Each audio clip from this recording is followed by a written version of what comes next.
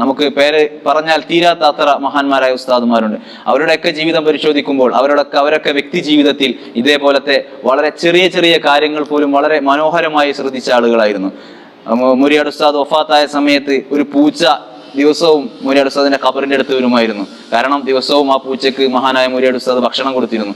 അങ്ങനെ എല്ലാ മഹാന്മാരുടെ ചരിത്രം എടുക്കുമ്പോഴും ദീനിന്റെ ഈ സുന്ദരമായ വഴിയെ അവർ എങ്ങനെ കൈകാര്യം ചെയ്തു, വളരെ ലളിതമായി, ജാടകളില്ലാതെ, ആളുകൾ കാണാൻ വേണ്ടി ചെയ്യാതെ, വളരെ നബി സല്ലല്ലാഹു അലൈഹി വസല്ലമ തങ്ങൾ നമുക്ക് എങ്ങനെയാണോ ഈ ദീന് പഠിപ്പിച്ചു തന്നത്, ആ ഒരു ദീൻ അവരുടെ ജീവിതത്തിൽ നമുക്ക് കാണാൻ കഴിയുമായിരുന്നു.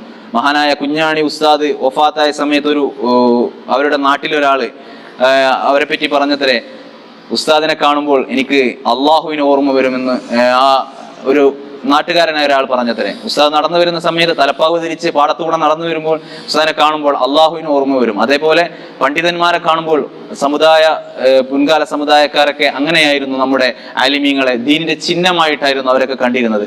അപ്പോൾ ദീനി പ്രബോധന രംഗത്ത്, അള്ളാഹുവിന്റെ ദീനിലേക്ക് ക്ഷണിക്കുന്ന രംഗത്ത് ഈ ഒരു ആത്മീയ വഴി വളരെ വലുത് തന്നെയാണ്. നമ്മൾ മനസ്സിലാക്കിയിടത്തോളം മഹാന്മാരായ എല്ലാ പണ്ഡിതന്മാർക്കുമൊക്കെ എന്തെങ്കിലും ഒരു വിറുതില്ലാത്ത ആളുകൾ ചുരുക്കമായിരുന്നു. ഇത് നമ്മുടെ മനസ്സിന്റെ ഉറപ്പാണ് എന്ന് പറഞ്ഞാൽ നമുക്കറിയാമല്ലോ. അഫ്ദലുൽ ഇബാദാത്തി അദ്വമുഹ എന്നാണ് പരിശുദ്ധ പ്രവാചകർ സല്ലല്ലാഹു അലൈഹി വസല്ലമ തങ്ങൾ നമ്മെ പഠിപ്പിച്ചത്. ഏറ്റവും നല്ല ഇബാദത്ത് എന്ന് പറയുന്നത് ദൈനംദിനം ചെയ്യുന്ന അമലുകളാണ്. ദൈനംദിനം ചെയ്യുന്ന ഇബാദത്തുകളാണ് ഏറ്റവും വലുത്. നമുക്കറിയാം, ഈ ത്വരീഖത്തുകളെ കുറിച്ച് നമ്മൾ പഠിക്കുന്ന സമയത്ത് നമുക്കറിയാം, രാവിലെ സുബഹിക്കും മഗ്രിബിനും ശേഷമാണ് ജിഷി ത്വരീഖത്തിൽ അമലുള്ളത്.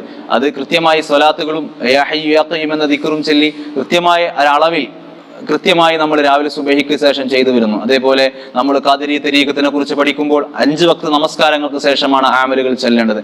അങ്ങനെ കൃത്യമായ ഒരു അദ്വമുഹ, നബി സല്ലല്ലാഹു അലൈഹി വസല്ലമ തങ്ങൾ പറഞ്ഞ അഫ്ദലുൽ ഇബാദാത്തി അദ്വമുഹ, ഏറ്റവും നല്ല ഇബാദത്ത്, ഏറ്റവും ശ്രേഷ്ഠമായ ഇബാദത്ത്. അഫ്ദൽ എന്ന് പറഞ്ഞാൽ അഫ്ദൽ തഫ്ദീലിന്റെ ഫീൽ എന്ന് പറയുമ്പോൾ നമുക്കൊക്കെ നഹ്വ് പഠിച്ച ആളുകൾക്കൊക്കെ അറിയാം, ഏറ്റവും ശ്രേഷ്ഠമായത്. ആ ശ്രേഷ്ഠമായത് നിങ്ങൾ ദിവസവും ചെയ്യുന്ന അമലുകളാണ്. നമുക്ക് ഏത് ത്വരീഖത്തുകൾ എടുത്തു നോക്കിയാലും, ഏത് അമലുകൾ എടുത്തു നോക്കിയാലും, മഹാന്മാരായ മശായിഖുമാർ ഇജാസത്ത് കൊടുക്കുന്ന ഏത് അമലുകളാണെങ്കിലും ഒക്കെ കൃത്യമായി നിത്യവും ചെയ്യേണ്ട അമലുകളായിരിക്കും. മാസത്തിലൊരിക്കൽ ചെയ്യേണ്ട അമലുകളില്ല. അതേപോലെ തന്നെ ആഴ്ചയിലൊരിക്കൽ ചെയ്യേണ്ട അമലുകൾ ഉണ്ടോ എന്ന് എനിക്കറിയില്ല.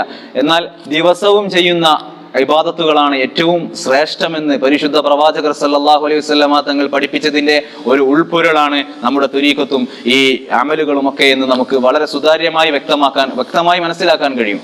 കാരണം നമ്മൾ ഈ ഹദീസിൽ പറഞ്ഞതുപോലെ അഫ്ദലുൽ ഇബാദാത്തി അദ്വമുഹ, കൃത്യമായി നിത്യവും ചെയ്യുന്ന ഇബാദത്തുകളാണ് ഏറ്റവും ശ്രേഷ്ഠമായ ഇബാദത്ത് എന്ന് പരിശുദ്ധ റസൂൽ സല്ലല്ലാഹു അലൈഹി വസല്ലമ തങ്ങൾ പറയുന്നു.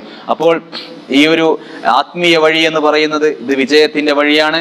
അള്ളാഹുവിന്റെ ഔലിയാക്കന്മാർ, മഹാന്മാരായ മശായിഖുന്മാർ ഈ കേരളത്തിൽ നമുക്കറിയാം, ജീവിച്ചിരിക്കുന്നതും വഫാത്തായി പോയതുമായ ഒരുപാട് മഹാന്മാരുണ്ട്.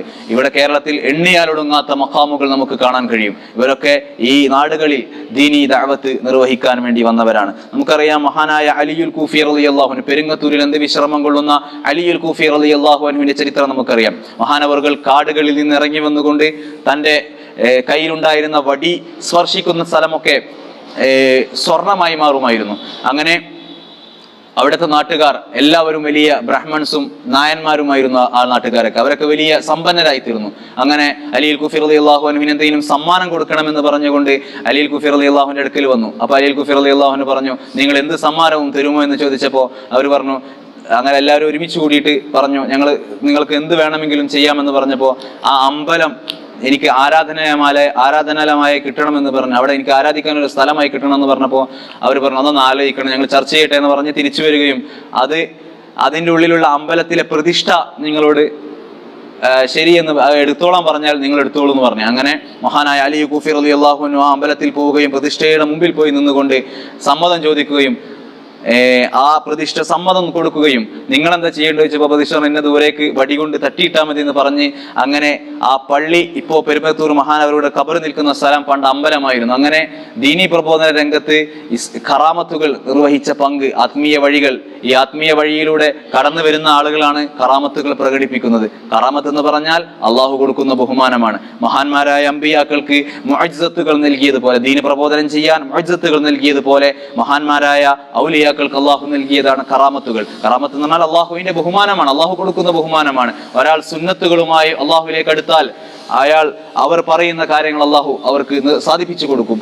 അതിൽ അത്ഭുതമൊന്നുമില്ലല്ലോ. നമ്മൾ 2 കല്ലെടുത്ത് വരച്ചു കഴിഞ്ഞാൽ നമുക്ക് തീ പ്രകടമാകും. അതേപോലെ അള്ളാഹുവിനോട് അടുത്ത് കഴിഞ്ഞാൽ നമുക്ക് ഉദ്ദേശിക്കുന്ന കാര്യങ്ങളൊക്കെ അള്ളാഹു നമുക്ക് ചെയ്തു തരും.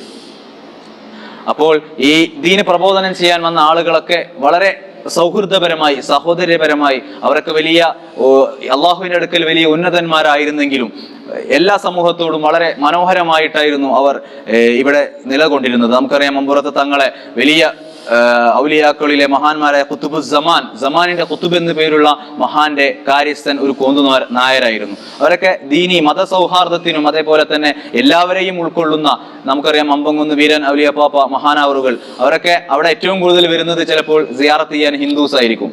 അങ്ങനെ കേരളത്തിൽ നിലനിൽക്കുന്ന ഇപ്പോഴത്തെ മക്കാമുകളിലൊക്കെ എനിക്ക് തന്നെ അനുഭവമുണ്ട്. ഞാൻ ഈ പത്തിരിപ്പാല പള്ളിയിൽ ജോലി ചെയ്യുന്ന സമയത്ത് മിക്കവാറും ബൈക്കുകളിലൊക്കെ പോകുമ്പോൾ ഹിന്ദു സഹോദരങ്ങളായിരിക്കും കൈകൊണ്ട് ഇങ്ങനെ പള്ളിയെ കൂപ്പിയിട്ട് പോകുന്നത്.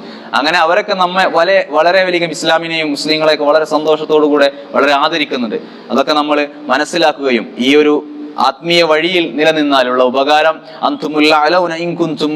നിങ്ങൾ യഥാർത്ഥ മുഅ്മിനീങ്ങളാണെങ്കിൽ, അള്ളാഹുവിനെ പേടിയുള്ളവരാണെങ്കിൽ, അള്ളാഹുവിനെ വിശ്വസിച്ചിട്ടുണ്ടെങ്കിൽ, മുഅ്മിനീങ്ങളാണെങ്കിൽ നിങ്ങൾ തന്നെയാണ് ഏറ്റവും വലിയ ഉന്നതരും ഏറ്റവും വലിയ അഭിമാനമുള്ളവരും ഏറ്റവും വലിയ ഇസ്സത്തുള്ളവരും എന്ന് അള്ളാഹുവിന്റെ വിശുദ്ധ ഖുർആനിൽ പറയുന്നുണ്ട്. അതുകൊണ്ട് തന്നെ ഈ ഒരു ഏറ്റവും നല്ല ജീവിതം കാഴ്ചവെക്കാൻ പറ്റുന്ന ഇസ്ലാമികമായ ഏറ്റവും നല്ല വഴി നമ്മൾ തിരഞ്ഞെടുക്കുകയും ദീനിന്റെ ഈ ഒരു സുന്ദരമായ വഴിയെ ലോകത്ത് നിലനിർത്തുകയും സന്തോഷത്തോടുകൂടെ വളരെ സമാധാനത്തോടുകൂടെ ഇസ്ലാം അനുസരിച്ച് ജീവിക്കാൻ നമ്മളൊക്കെ ശ്രമിക്കണം. ഈ റമദാനിന്റെ ഈ അവസരത്തിൽ നമ്മളൊക്കെ ചെയ്യുന്നൊരു കാര്യമാണ് നമസ്കാരവും അതേപോലെ തന്നെ ഇബാദത്തുകളും ഒക്കെ വളരെ ശ്രേഷ്ഠമാണ്, അല്ലെ, വളരെ പ്രതിഫലമുള്ളതാണ്. എന്നാൽ നമ്മൾ ചിന്തിക്കേണ്ടത്, പ്രത്യേകിച്ചും നമ്മളൊക്കെ നാട്ടിലെ ഒരു നടപ്പുണ്ട് എന്ന് പറഞ്ഞാൽ ജുമാക്ക് പള്ളിയിൽ പോവുക, അതേപോലെ റമദാനിക്ക് നമസ്കരിക്കുക എന്ന തിയറികളൊക്കെ മാറ്റി തിരുത്തേണ്ടതാണ്. കാരണം അള്ളാഹു സുബ്ഹാനഹു വ തആല നിസ്കാരം ഫർളാക്കിയിരിക്കുന്നത് ജുമുഅ മാത്രമല്ല. നമ്മളൊക്കെ എല്ലാവരും ജുമാക്ക് പള്ളിയിൽ പോകുന്നവരാണ്, പോകേണ്ടതാണ്, എല്ലാവരും നിർബന്ധമായിട്ടും പോവുക തന്നെ വേണം. എന്നാൽ മറിച്ച് ജുമുഅ കഴിഞ്ഞാലുള്ള നമസ്കാരങ്ങൾ നമ്മൾ അത്ര നിർബന്ധമായി എടുക്കാറില്ല. മിക്കവാറും ആളുകൾ അത് ലാഘവത്തോടെ വിടാറുണ്ട്. എന്നാൽ ജുമുഅയും മറ്റു ദുഹൂർ നമസ്കാരവും ഒക്കെ ഫറളാണ്, അസറൊക്കെ ഫറളാണ്. ഇതൊക്കെ ജുമുഅ പോലെ തന്നെ ഫറളാണ്. അപ്പോൾ ആ കാര്യവും നമ്മൾ ശ്രദ്ധിക്കണം. അതേപോലെ തന്നെ റമദാൻ ഇബാദത്ത് എന്ന് പറയുന്ന ഒരു ഇബാദത്തിലേക്ക് നമ്മൾ പ്രവേശിക്കുമ്പോൾ റമദാനിൽ ചെയ്താൽ ഇരട്ടി പ്രതിഫലമുണ്ട് എന്നുള്ളതൊക്കെ ശരിയാണ്. എന്നാൽ റമദാൻ കഴിഞ്ഞാൽ നമ്മുടെ ദീൻ ഒഴിവാവാൻ പാടില്ല. റമദാൻ സ്പെഷ്യലൈസ്ഡ് മുസ്ലിം ആവാൻ നമ്മൾ ശ്രമിക്കരുത്.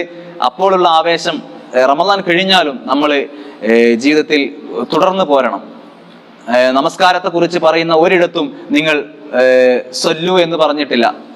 സ്വലാത്ത് ചെല്ലുന്നതിനെ കുറിച്ച് ഇന്നല്ലാഹ വ മലായികത്തുഹു യുസല്ലൂന അലൻ നബി, അള്ളാഹുവും അവന്റെ പരിശുദ്ധ റസൂലും അള്ളാഹുവും അവന്റെ പരിശുദ്ധ മലായികത്തീങ്ങളും അള്ളാഹുവിന്റെ റസൂലിന്റെ പേരിൽ സ്വലാത്ത് ചൊല്ലിക്കൊണ്ടിരിക്കുന്നു. അതുകൊണ്ട് തന്നെ യാ അയ്യുഹല്ലദീന ആമനൂ, സത്യത്തിൽ വിശ്വസിച്ച ആളുകളെ നിങ്ങളും സല്ലു, നിങ്ങൾ സ്വലാത്ത് ചെല്ലുക എന്ന് പറഞ്ഞു. സല്ലു അലൈഹി വസല്ലിമു തസ്ലീമ, നിങ്ങൾ അള്ളാഹുവിന്റെ റസൂലിന്റെ പേരിൽ സ്വലാത്ത് ചെല്ലുക എന്ന് പറഞ്ഞിട്ടുണ്ട്. എന്നാൽ നിസ്കാരത്തെ കുറിച്ച് അള്ളാഹു ഖുർആനിൽ നിങ്ങൾ നിസ്കരിക്കുക എന്ന് പറഞ്ഞിട്ടില്ല. എന്നാൽ എന്ത് പറഞ്ഞു? നിങ്ങൾ നിസ്കാരത്തെ നിലനിർത്തുക എന്ന് പറഞ്ഞു. കൃത്യമായി ദിവസവും നമസ്കരിക്കുക, നിസ്കാരം നിലനിർത്താനാണ് അള്ളാഹുവിന്റെ റസൂൽ സല്ലല്ലാഹു അലൈഹി വസല്ലമ തങ്ങൾ പറഞ്ഞിരിക്കുന്നത്.